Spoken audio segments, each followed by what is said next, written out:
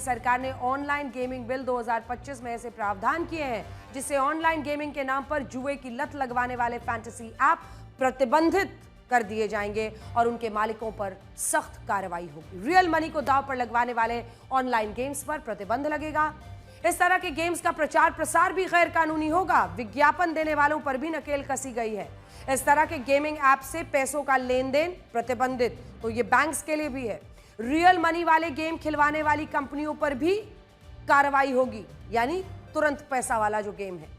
राष्ट्रीय स्तर की एक ऑनलाइन गेमिंग अथॉरिटी बनेगी जो गेमिंग इंडस्ट्री की निगरानी करेगी और लोगों की शिकायतें सुनेगी। पैसे दांव पर लगवाने वाले गेमिंग ऐप को दोषी पाया गया तो कंपनी मालिक को 3 से 5 साल की जेल और 1 से 2 करोड़ रुपए तक जुर्माना लगेगा। यही नहीं, इस तरह के गेम्स का प्रचार प्रसार करने वालों को भी 2 साल की जेल, 50 लाख रुपए जुर्माने का प्रावधान किया गया है।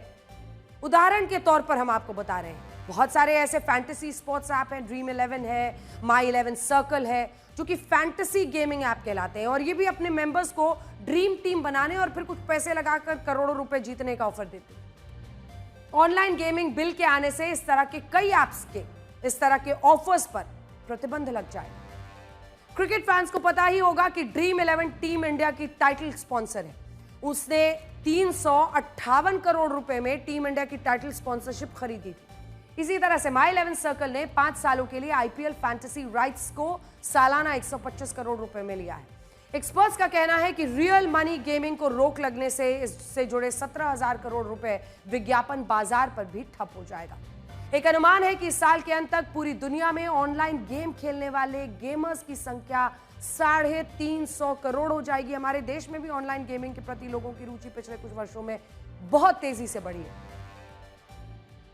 और इसी वजह से केंद्र सरकार चाहती है कि भारतीय गेमिंग इंडस्ट्री तेजी से आगे बढ़े, लेकिन जुआ नहीं बल्कि ई गेमिंग को, ई स्पोर्ट्स को बढ़ावा दिया जाए। साल 2024 में भारत की ऑनलाइन गेमिंग इंडस्ट्री का मार्केट करीब 30,000 करोड़ रुपए का था और इसमें करीब 86% की हिस्सेदारी रियल मनी गेमिंग की ही थी।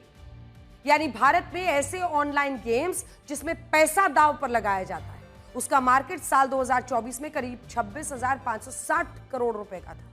सिर्फ यही नहीं, दुखद यह है कि फैंटेसी गेम्स के नाम पर जुआ खिलवा रही ये ऑनलाइन गेमिंग इंडस्ट्री हर साल 18% की रफ्तार से बढ़ रही है।